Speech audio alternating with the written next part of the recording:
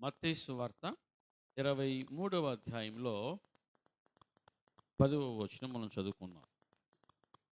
మరియు మీరు గురువులని పిలువబడొద్దు, క్రీస్తు ఒక్కడే మీ గురువు. మీలో అందరికంటే గొప్పవాడు మీకు పరిచారకుడై ఉండవలెను.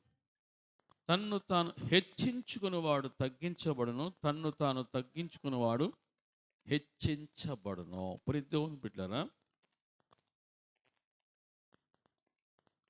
ఇక్కడ మనకు గురువు ఎవరు? క్రీస్తు ఒక్కడే మీ గురువు.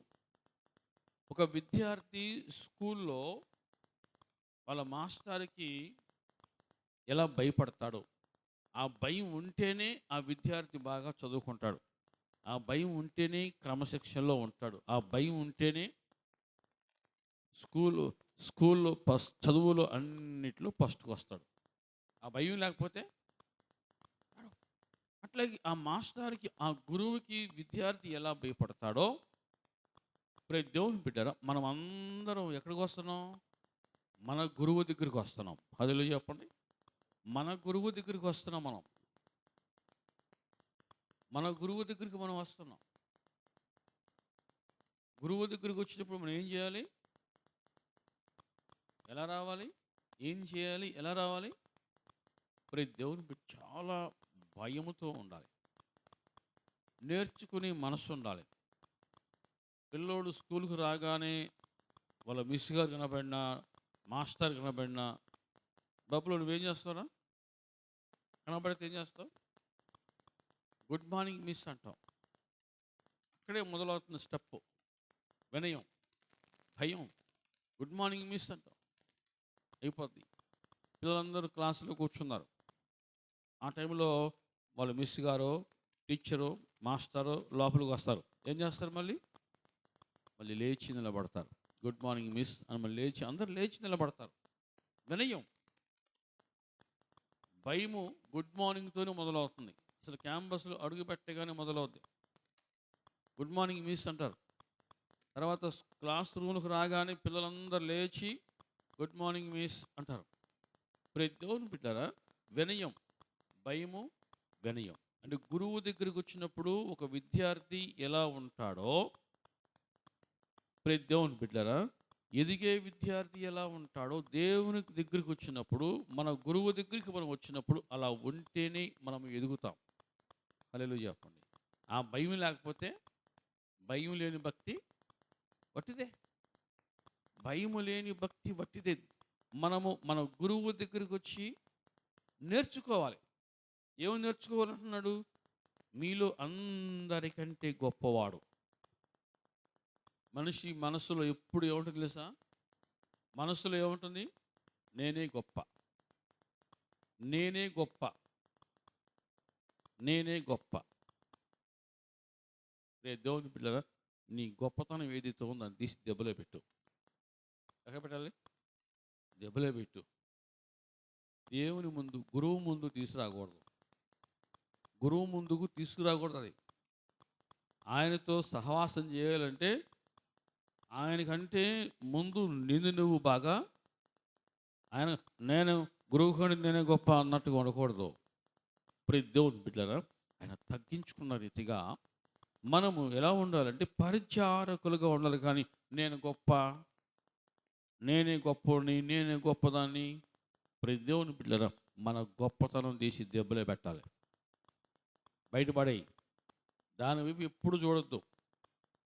గొప్పతనాన్ని చూసి ఎప్పుడు హెచ్చించుకోవద్దు, మురిసిపోవద్దు.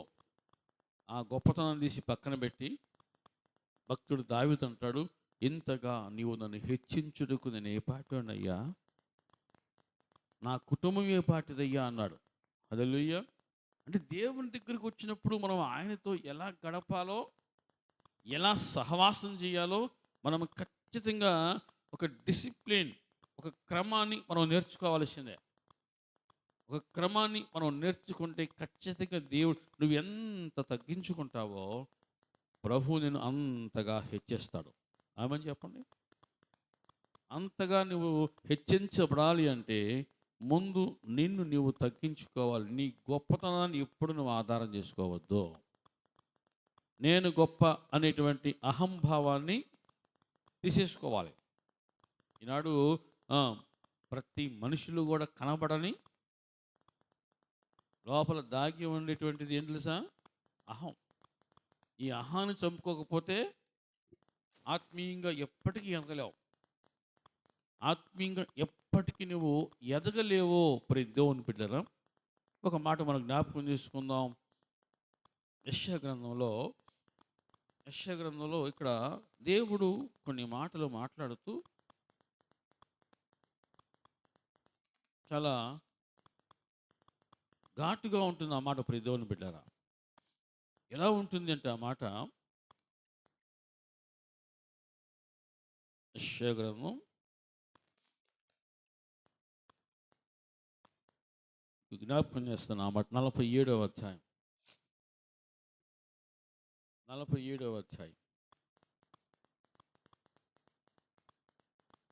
10వ వచనం మనం చదువుకుందాం. ఆ, ఆ.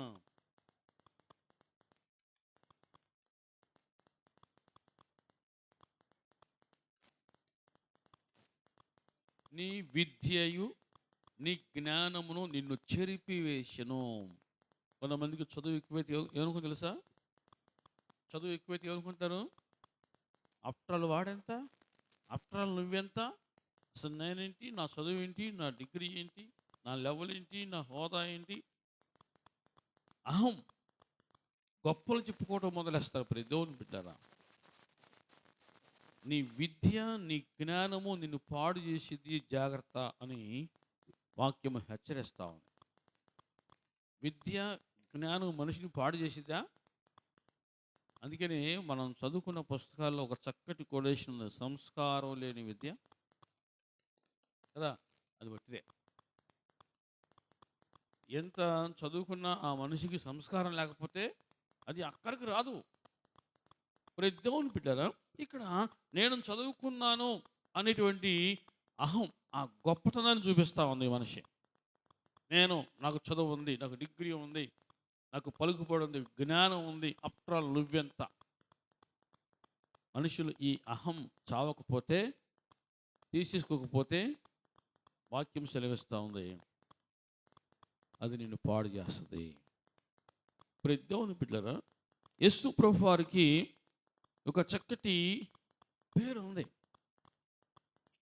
పాండిత్యం లేని ఇతనికి, అంటే యేసు ప్రభు వారికి పండితుడు అని పేరు ఉందన్నమాట. అంటే అంత జ్ఞానం ఉంది, అంత తెలివి ఉంది. కానీ ఏ రోజు కూడా ప్రభు, మన గురువు, ఏ రోజు కూడా నాకు అది ఉంది ఇది ఉందని ఎప్పుడు చెప్పుకోవాలా.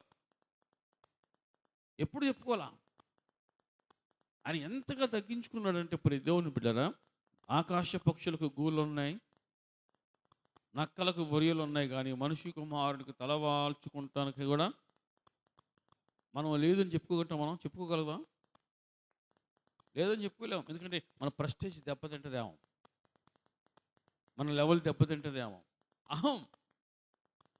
ప్రతి దేవుని బిడ్డ, ప్రభు ఏ రోజు కూడా నాకు ఆ పవర్స్ ఉన్నాయి, ఈ పవర్స్ ఉన్నాయి, నాకు ఆ జ్ఞానం ఉంది, ఈ జ్ఞానం ఉంది, ఆ పాండిత్యం ఉంది అని ఏ రోజు కూడా గొప్పగా చెప్పుకోవాలా. ఏ రోజు కూడా ఆయన గొప్పలు చెప్పుకోవాలా. ప్రతి దేవుని బిడ్డలారా, యేసు ప్రభువు వారు మనకు గురువు అయినప్పటికీ కూడా ఎలా తగ్గించుకున్నాడంటే, యోహాను సువార్తలో 13వ అధ్యాయంలో, ప్రతి దేవుని బిడ్డలారా 12 చదువుకుందాం. వారి పాదములు కడిగి తన పై వస్త్రము వేసుకున్న తర్వాత ఆయన మరలా కూర్చుండి, నేను మీకు చేసిన పని మీకు తెలిసినదా? బోధకుడనియు ప్రభువనియు మీరు నన్ను పిలుచుచున్నారు. నేను మీకు బోధకుడను ప్రభువును గనుక మీరిట్లు పిలుచుట న్యాయమే. కాబట్టి ప్రభువును బోధకుడైన నేను మీ పాదములు కడిగిన ఎడలా తగ్గించుకోవాల్సిందే, మీరును ఒకరి పాదములు ఒకరు కడగవలసినది. కడగగలరు అనలా, కడగవలసినదే. నేను మీకు బోధకుడను నేను మీకు ప్రభువును, మీరు పిలుచుట న్యాయమే. నేను మీ పాదములు కడిగినట్లుగా. నేను మీ పాదాలు కడిగే కదా, నేను మీ పాదములు కడిగాను కదా, అలాగున మీరును ఒకరి పాదములు ఒకరు కడగవలసినదే. ప్రతి దేవుని బిడ్డరా, ప్రపంచంలో ఏ మూలకెళ్ళినా తగ్గింపు అనే మాట వినబడదు. ఒక దేవుని మందిరంలో తప్ప, దేవుని వాక్యము నుంచి తప్ప ఆ మాట ఎక్కడ నీకు వినపడదు. నువ్వు ఎంతగా తగ్గించుకుంటావో, ఎంతగా వినయాన్ని నేర్చుకుంటావో, ఖచ్చితంగా అక్కడ వాక్యం సెలవిస్తున్న 17వ వచనంలో, మీరు ఎరుగుదురు గనుక వీటిని చేసిన ఎడల మీరు ధన్యులగుదురు. హల్లెలూయా. మీరు ధన్యులగుదురు. నేను మీకు గురువును, నేను మీకు బోధకుడను, నేను మీకు ప్రభువును. మీరు నన్ను పిలుచుట న్యాయమే, కానీ నేను మీ పాదములు కడిగితిని. కడిగిన రీతిగా మీరును ఒకరి పాదములు ఒకరు కడగవలసిందే. ప్రతి దేవుని బిడ్డరా, ఒకరి పాదాలు ఒకరు పట్టుకోవడం అంత ఈజీ అనుకుంటున్నారా? అంత ఈజీనా? అంత ఈజీ కాదు. ఎంత తగ్గింపు వస్తేనో. సొంత అక్క కాలు పట్టుకొని కడగడం పెద్ద విషయం కాదు. బామ్మర్ది వచ్చి బావకాలు కడగడం పెద్ద విషయం కాదు. మీకు అర్థం కాలా? బామ్మర్ది వచ్చి బావకాలు కడుగుతాడు కదా, బామ్మర్ది వచ్చి బావకాలు కడుగుతాడు, లేకపోతే సొంత అక్క వెళ్ళి సొంత చెల్లి కాలు కడుగుద్ది. ఈ పెద్ద విషయాలు కాదు. అక్క నువ్వురా, అక్క నువ్వురా, అమ్మాయి నువ్వురా, నువ్వురా. ఎవరికి నచ్చిన వాళ్ళని పిలుచుకోవడం కాదు. ఎక్కడైతే ఎవరైతే నిన్ను తక్కువ చేసి మాట్లాడారో, లేదా నీవు ఎవరినైతే ఇబ్బంది పెట్టావో వారి పాదాలు పట్టుకొని వారి పాదాలు కడగాలి అని చెప్పాడు. అదిలో చెప్పండి, వారి పాదాలు కడగండి. మీరు ఇలాగ చేయటం వలన మీరు ఏమవుతారు? మీరు ధన్యులవుతారు. మీరు ధన్యులవుతారు. ఇది ప్రభు గురువు మనకు నేర్పిన ఇది. ఈనాడు ఎంతమంది విద్యార్థులు అలా నేర్చుకున్నా చెప్పండి? ఈనాడు ఎంతమంది విద్యార్థులు అంత తగ్గింపు కలిగి ఉన్నారు చెప్పండి?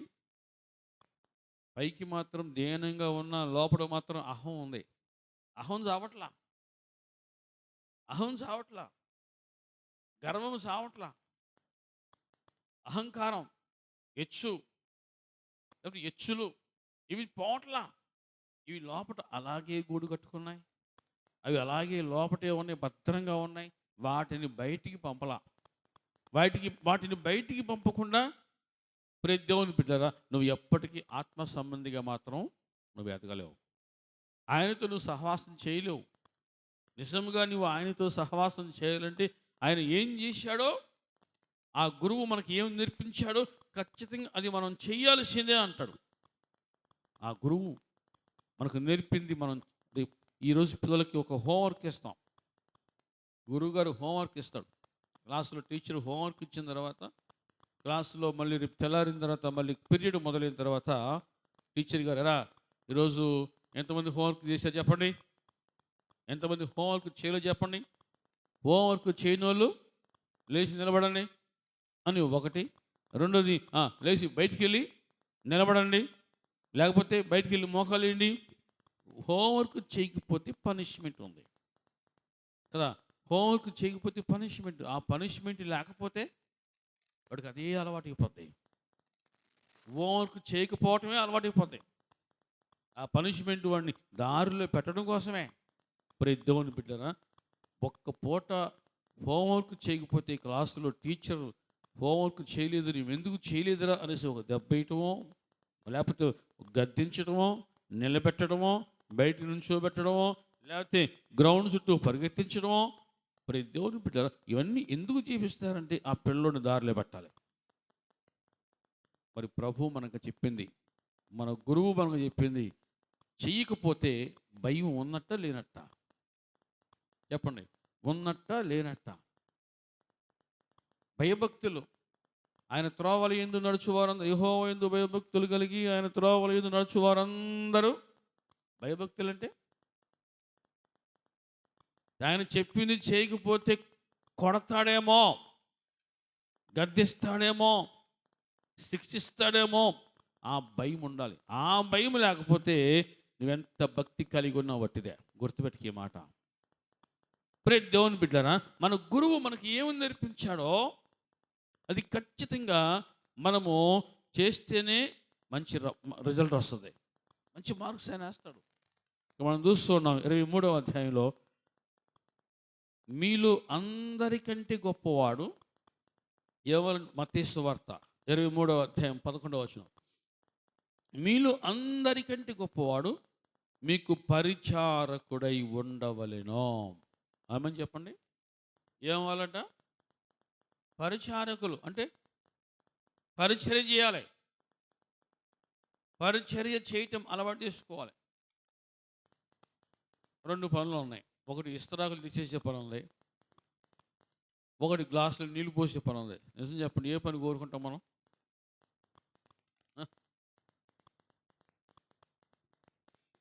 గ్లాసులో నీళ్ళు పోసే పని అయితే ఈజీగా ఉంటుంది. ఇస్తరాకులు ఎవరు తెస్తారు? అక్కడ కూడా ఏముంది? అహం. అక్కడ కూడా అహం ఉంది. అది చావట్ల చాలామందిలో, అది చావట్ల. అసలు కొంతమంది పరిచర్య చేసే దగ్గర ఎట్లా ఉంటారంటే, అసలు అక్కడ ఏం చేయకపోయినా ఎంతో చేసినట్టుగా, అది కూడా టాలెంటే.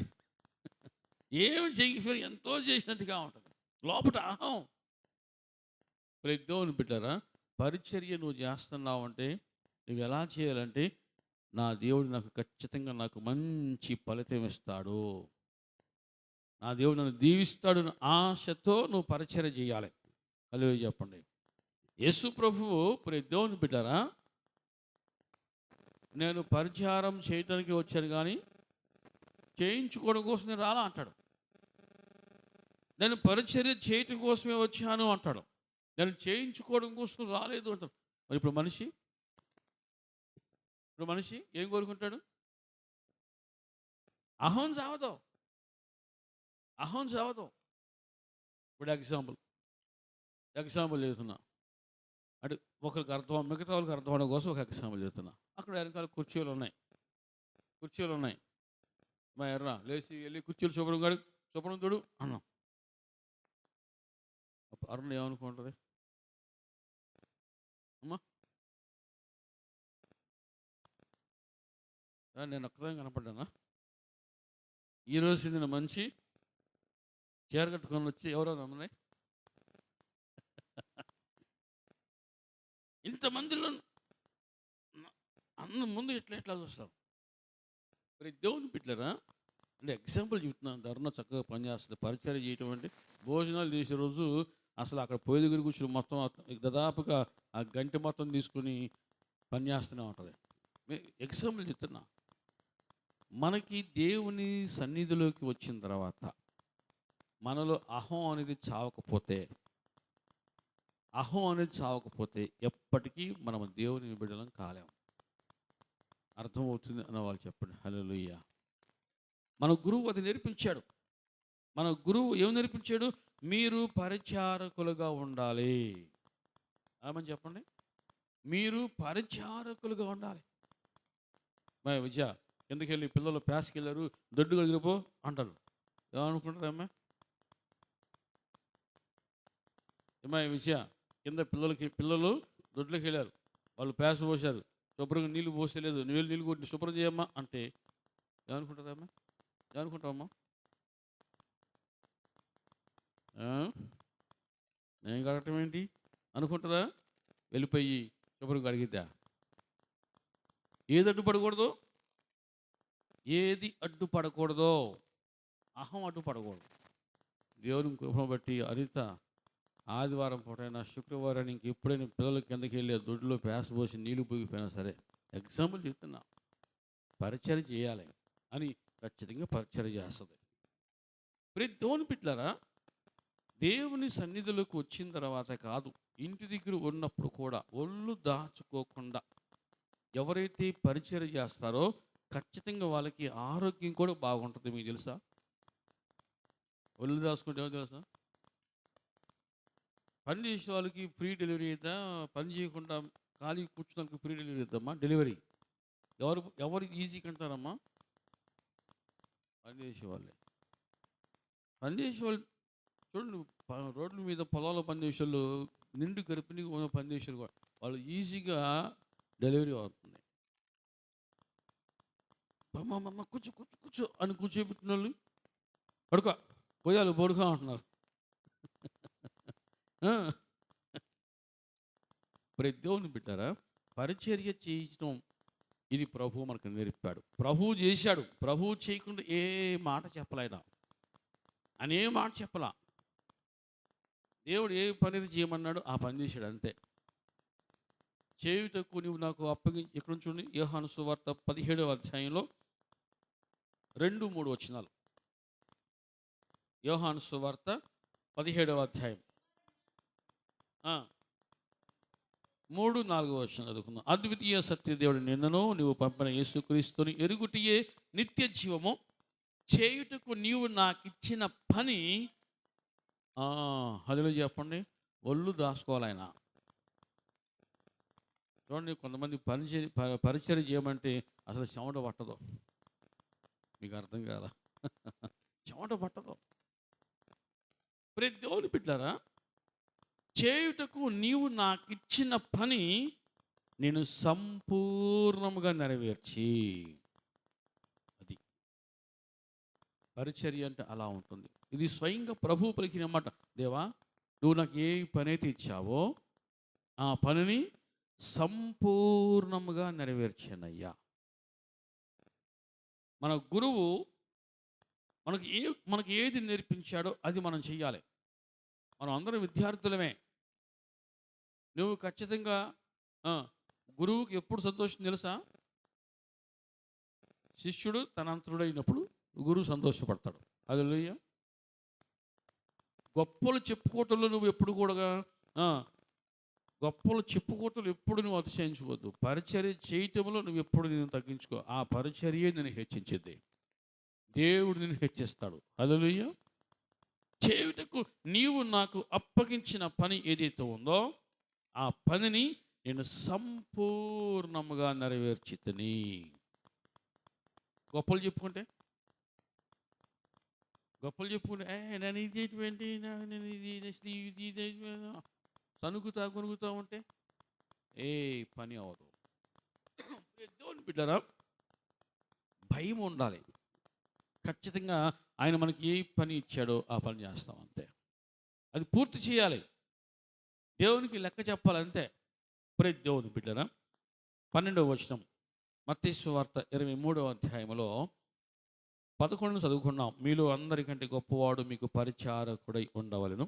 12వ వచనం, తన్ను తాను హెచ్చించుకున్నవాడు తగ్గించబడును, తన్ను తాను తగ్గించుకున్నవాడు హెచ్చించబడును. మీకేం అర్థమైంది? నిజంగా చెప్పండి, ఈనాడు ఎంతమందిలో హెచ్చింపు ఉంది, ఎంతమందిలో తగ్గింపు ఉంది? ఏ గ్రూప్ ఎక్కువ ఉంటుంది చెప్పండి? ఏమ్మా, ఏ గ్రూప్ ఎక్కువ ఉంటుంది? హెచ్చించుకున్న గ్రూప్ ఎక్కువ ఉంటుందా, తగ్గించుకున్న గ్రూప్ ఎక్కువ ఉంటుందా? హెచ్చించుకున్న గ్రూపే ఎక్కువ ఉంది. అందుకే వాళ్ళకి రూపాంతరపు అనుభవం రావట్లా. వారికి రూపాంతరపు అనుభవం రావట్లా. దేవుని నమ్ముకున్నాం అనుకున్నారు కానీ అది సావట్లా. ఆ యుగో సావట్లా, ఆ అహం సావట్లా, ఆ హెచ్చింపు సావట్లా. ప్రతి దేవుని నేను అనేది సావట్లా. గర్విష్టి అని ఒక మనిషి పేరు సంపాదించుకుని ఎవరమ్మా? ఒక మనిషి ఎందుకు పతనం అయ్యాడంటే గర్వం. ఎవరతను? లూసిఫర్. అసలు మొట్టమొదటి ఆది పాపం అంటే ఇదే, గర్వమే. లూసిఫర్ పడిపోవటానికి, లూసిఫర్ పతనం అవ్వటానికి ప్రధానమైన కారణం గర్వము, అతిశయం, అహంకారం. ఇది ఎన్నోసార్లు మన చెవికి వినబడింది. ఈరోజు మనం ఏ గ్రూపులో ఉన్నాం? హెచ్చించుకునే గ్రూపులో ఉన్నామా, తగ్గించుకునే గ్రూపులో మనం ఉన్నామా? చెప్పండి, ఏ గ్రూపులో మనం ఉన్నాం? ఎవరికి వాళ్ళు మార్కులు వేసుకుందాం. ఎవరికి వాళ్ళు మార్కులు వేసుకుందాం ప్రియ దేవుని బిడ్డారా? తన్ను తాను హెచ్చించుకునేవాడు తగ్గించబడతాడు. ఎవరు తగ్గిస్తారు? ఎవరు తగ్గిస్తారు? ఆయన తగ్గిస్తాడు. నువ్వు తగ్గించుకున్నావు అనుకో, నిన్ను ఆయన హెచ్చిస్తాడు. అదిలో చెప్పండి. ప్రతి దేవుని బిడ్డారా, మన గురువు అది మనకు నేర్పాడు. ఖచ్చితంగా ఆ భయం మనకు ఉండాలి. ఆయన మనకి ఏమి నేర్పాడో అది మనం నేర్చుకోకపోతే ఆయన కొడతాడు, శిక్షిస్తాడు అనేటువంటి ఆ భయము ఎవరిలోనైతే ఉంటుందో వారు ధన్యులు అవుతారు. హల్లెలూయా. తన్ను తాను హెచ్చించుకున్నవాడు తగ్గించబడతాడు. ఇది చాలాసార్లు వినబడింది. మనలో ఇంకా ఏది ఎక్కువగా పనిచేస్తూ ఉంది? హెచ్చింప, తగ్గింప? మన జీవితంలో ఏది ఎక్కువగా ఉంది? మనలో, మన మైండ్లో, మన ఆలోచనలో, మనం చేసే పనిలో ఏది ఉంది ఎక్కువగా? తగ్గింపు ఉందా, హెచ్చింపు ఉందా? ఇది మనకి చాలాసార్లు వినబడింది, ఇంకా వినబడింది. ప్రతి దేవుని బిడ్డనా, తగ్గించుకున్నవాడు హెచ్చించబడతాడు. నువ్వు హెచ్చించబడాలి అంటే, భక్తుడు దావీదు అనేక సందర్భాల్లో చేసిన చాలా విలక్షణమైన ప్రార్థనలు ఏంటంటే, నేను నరుని కదయ్యా, నేను పురుగునయ్యా అంటాడు. నేను దీనుని, నేను దరిద్రునయ్యా. దేవుని సముఖానికి వెళ్ళిన తర్వాత ఎంత అధమస్థాయికి వెళ్ళి తగ్గించుకున్నాడు, అంతగా తగ్గించుకున్నాడు. అంత మాత్రమే కాదు, భక్తిలో కూడా ఎట్లాంటి తగ్గింపు అంటే, ఎవరైనా చూస్తారేమో, ఏమన్నా అనుకుంటారేమో అనుకోలా. ఎవరైనా చూస్తారేమో, ఏమన్నా అనుకుంటారేమో అనుకోలా. నేను నా దేవుని సన్నిధిని నాట్యమాడి తిని అన్నాడు. హల్లెలూయా చెప్పండి. నేను నా దేవుని సన్నిధిని నాట్యమాడి తిని. అందరూ పాడపడతాం. దావీదు వలెని నాట్యమాడి పాడబడతాం. ప్రతి దేవుని బిడ్డారా, దావీదు ఎంతగా రాజు కానీ దేవుని సముఖంలో తగ్గించుకున్నాడు. ఇదిగో చూసి నవ్విన వారు నవ్వారు. ఇదేంట్రా రాజు, ఏంట్రా ఎట్లా మందస్సు ముందు ఎట్లా డ్యాన్స్ చేస్తున్నాడు ఏంట్రా అనుకున్నారు. చూసి నవ్వినోళ్ళు నవ్వారు, ఎగతాళి చేశారు. దావీదు ఒకటి అన్నాడు, నేను నా దేవుని సన్నిధిని నాట్యమాడి తిని. హల్లెలూయా. దేవుని సన్నిధికి వచ్చిన తర్వాత నువ్వు ఎంతైతే తగ్గించుకుంటావో దేవుడు నిన్ను అంతగా పైకి లేపుతాడు, అంతగా దేవుడిని హెచ్చిస్తాడు. ప్రతి దేవుని బిడ్డరా, హిజ్కియా రాజు ప్రార్థన చేశాడు, కృపతో నన్ను జ్ఞాపకం చేసుకోయ్యా అని. కృపతో నన్ను జ్ఞాపకం చేసుకో అని కన్నీరు విడిచాడు. దేవుడు ఏం చేశాడు? హిజ్కియా, నీవు కన్నీరు విడుచుట నేను చూచితిని, నీ ప్రార్థనను నేను అంగీకరించి ఉన్నాను. అదిలో చెప్పండి. తగ్గింపు ప్రార్థన నీకు ఆశీర్వాదాన్ని తీసుకొస్తుంది. హల్లెలూయా. తగ్గింపు ప్రార్థన, దేవుని సముఖంలో నువ్వు ఎంతగా తగ్గించుకుంటావో, ఎంతగా నువ్వు భయపడతావో, ఖచ్చితంగా నువ్వు అంతగా ఎదుగుదువుగాక. ప్రతి దేవుని బిడ్డలారా, ఇక్కడ మనం చూస్తున్నాం 13వ వచనంలో, 23వ అధ్యాయం 13వ వచనంలో, అయ్యో వేషధారులైన శాస్త్రులారా, పరిసయ్యులారా, మోయిదురు, మీరందులో ప్రవేశించు వారిని ప్రవేశింపనియరు. వీళ్ళ పని ఏంటి అంటే చెడగొట్టడం వీళ్ళ పని. ఎవరి పని? వేషధారుల పని. వేషధారులు చేసే పని ఏంటి అంటే ఎదుగుతున్న వారిని, ముందుకు వెళ్తున్న వారిని వెనక్కి లాగటం, కింద పడగొట్టడం. ఇదే వాళ్ళ పని. ప్రతి దేవుని బిడ్డలారా, మీరు మనుష్యుల ఎదుట పరలోక రాజ్యమును ఎదురు మీరు అందులో ప్రవేశించు వారిని అంటే ఎవరిలోనైతే ప్రతి దేవుని బిడ్డలారా వాక్యం ఉండదో వారు నటిస్తున్నట్టు అర్థం చేసుకోవాలి. వేషధారణ. అందుకని ఒక సందర్భం వేశ్యలకైనా క్షమాపణ ఉంది కానీ వేషధారులకు లేదు అంటాడు. ప్రతి దేవుని బిడ్డలారా, ఈ నటించే వారిని ఆయన చూస్తాడు. తగ్గింపు లేకపోయినా తగ్గింపు ఉన్నట్టుగా నటించడం అది కూడా నటనే. ప్రార్థన లేకపోయినా ప్రార్థన ఉన్నట్టుగా నటించడం అది కూడా నటనే. ఆత్మీయ సంబంధంగా లేకపోయినా ఆత్మ సంబంధంగా ఉన్నట్టు కనబడటం అది కూడా నటనే. అది కూడా నటనే. ఇప్పుడు దేవుని సన్నిధికి వస్తున్నావు, బయట ఒక రకంగా ఉంటున్నావు, దేవుని సన్నిధి ఒక రకంగా ఉంటున్నావు, అది కూడా నటనే.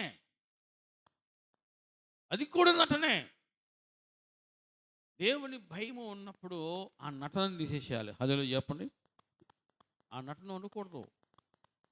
అందుకని అనేక సందర్భాల్లో అంటాడు, హృదయ శుద్ధి గలవారు ధన్యులు, వారు దేవునిని చూచెదరు. నటించేవారు చూడరు. నటించేవారు చూడరు. హృదయాన్ని ఎవరైతే శుద్ధి చేసుకుంటారో ప్రతి దేవుని బిడ్డలు వారు దేవుని చూస్తారు.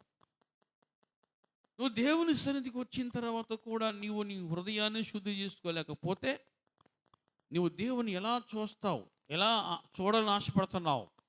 అది సాధ్యమైతే అది కుదిరిద్దా అంటే కుదరదు. ప్రతి దేవుని బిడ్డలు నీవు నీ హృదయాన్ని శుద్ధి చేసుకో. నీ హృదయంలో ఉన్న హెచ్చుతగ్గులు, ఎత్తు పొలాలు ఏవైతే ఉన్నావో,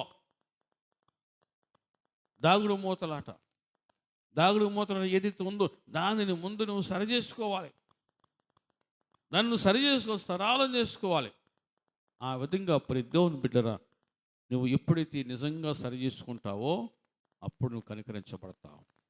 అప్పుడు నువ్వు ఆయనతో సహవాసం చేస్తావు. ఆయన ఒక్కటే చెప్పాడు, ఎవరితోనూ పోల్చుకోలేనా, ఎవరినో పోల్చలా, ఎవరినో ముందు పెట్టి మీరు ఇలాగ ఉండాలని చెప్పట్లా. ఆయన ఒకటే అన్నాడు, నేను ఎలా ఉన్నానో నేను పరిశుద్ధుడను, మీరు నా వలే. ఎవరినో తీసుకొచ్చి ముందు పెట్టి మీరు ఇలా ఉండాలన్నట్లు ఆయన. నేను ఎలా ఉన్నానో నేను పరిశుద్ధుడను, మీరును నా వలే పరిశుద్ధు. అంటే ప్రతి దేవుని బిడ్డలారా మనము ఆయనలాగా మారాలని కోరుకుంటున్నాడు, ఆయనలాగా ఉండాలని కోరుకుంటున్నాడు. అటువంటి అనుభవంలోకి మనం అందరము వచ్చుదుముగాక. ప్రతి దేవుని బిడ్డలారా ఇక్కడ మనం చూస్తూ ఉన్నాం, తగ్గించు, నిన్ను నువ్వు తగ్గించుకో. నీలో ఉన్న అహాన్ని, కనబడని గర్వాన్ని, అతిశయాన్ని, అహంకారాన్ని ప్రతి దేవుని బిడ్డలారా తీసేసుకో. నాకు లేదు గర్వం అనుకునే వాళ్ళు లేరు భూమి మీద. నాకు గర్వం లేదు అనుకునే వాళ్ళు భూమి మీద.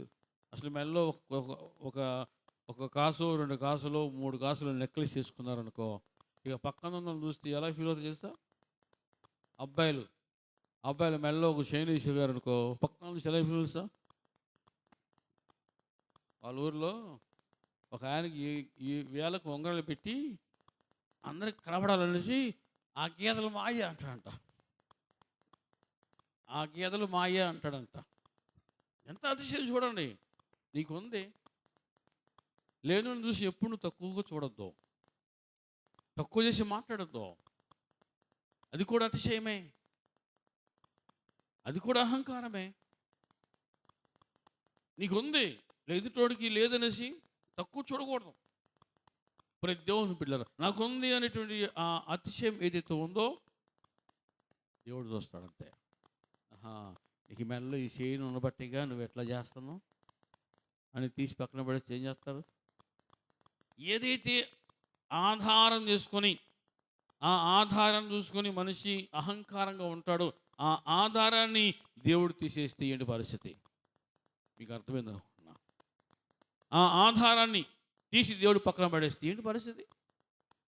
దేని చూసేది మనిషి అతిశయిస్తున్నాడో, దేని చూసేది మనిషి అహంకారంతో ఉన్నాడో, దేని చూసుకొని ఎదుటివారిని తక్కువగా చూస్తున్నాడో దానిని దేవుడు నీ నుంచి దూరం చేస్తే ఏంటి పరిస్థితి?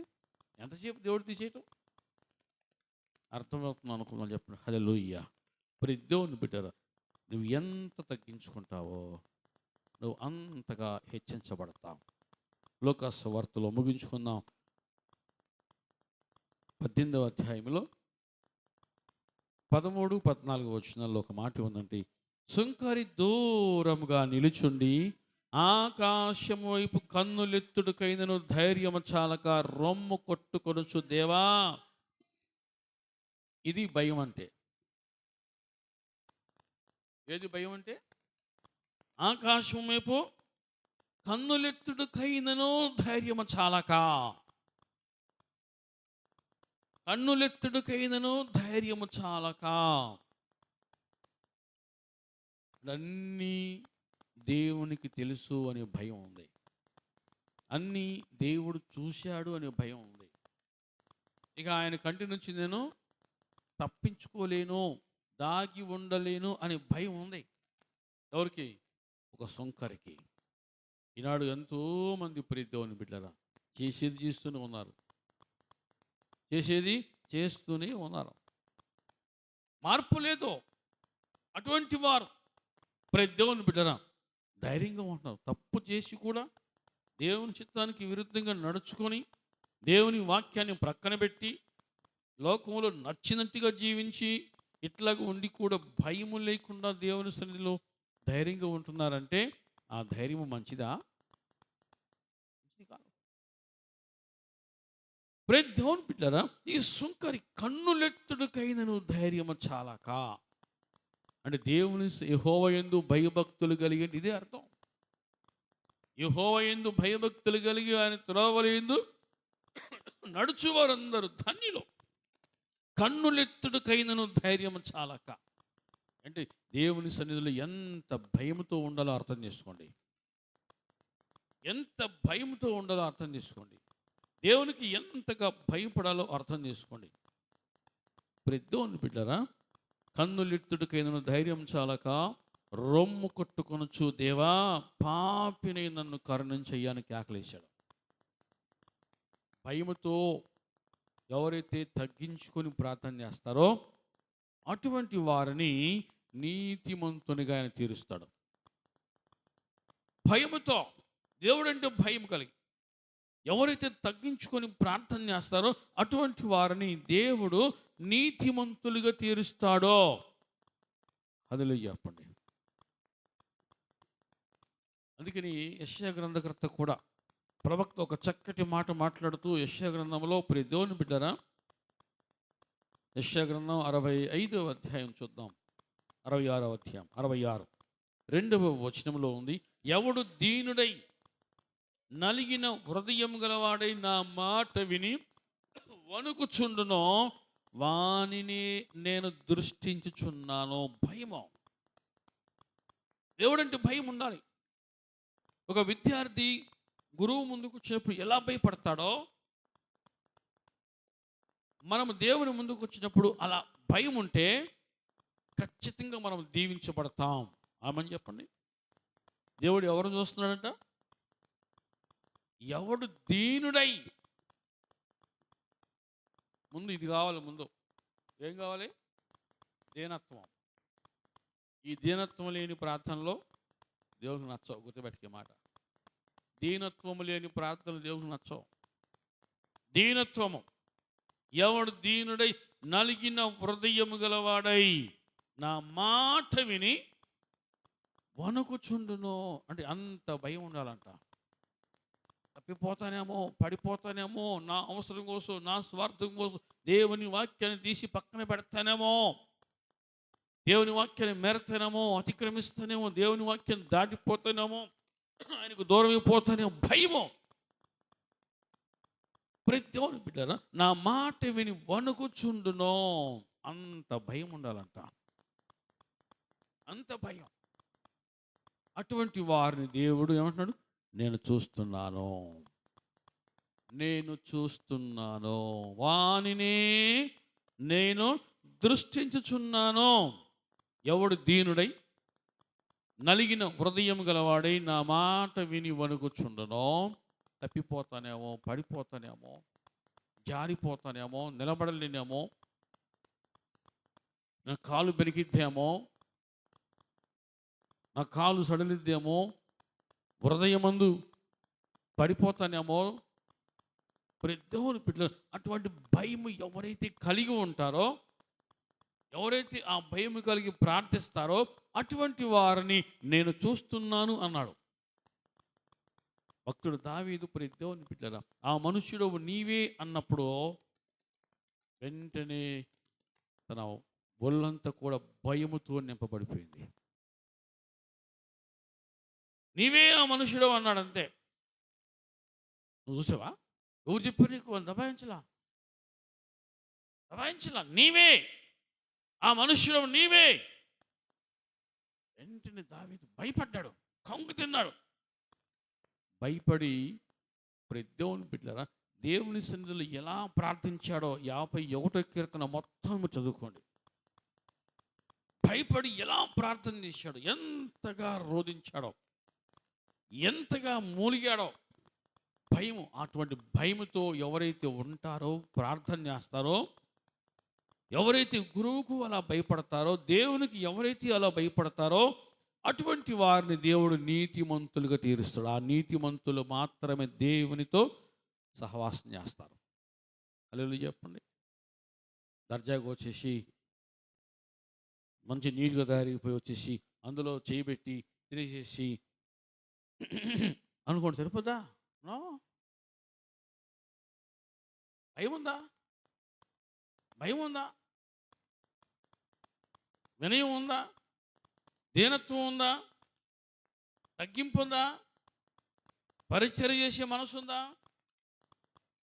దేవుని బిడ్డలారా, ఇవన్నీ నువ్వు కలిగి ఉంటే నువ్వు దీవించబడతావు. నేను గొప్పని అనుకున్నంత కాలం, నేను గొప్పదాన్ని అనుకున్నంత కాలం నువ్వు ఎప్పటికీ ఆయన కంట్లో పడవు.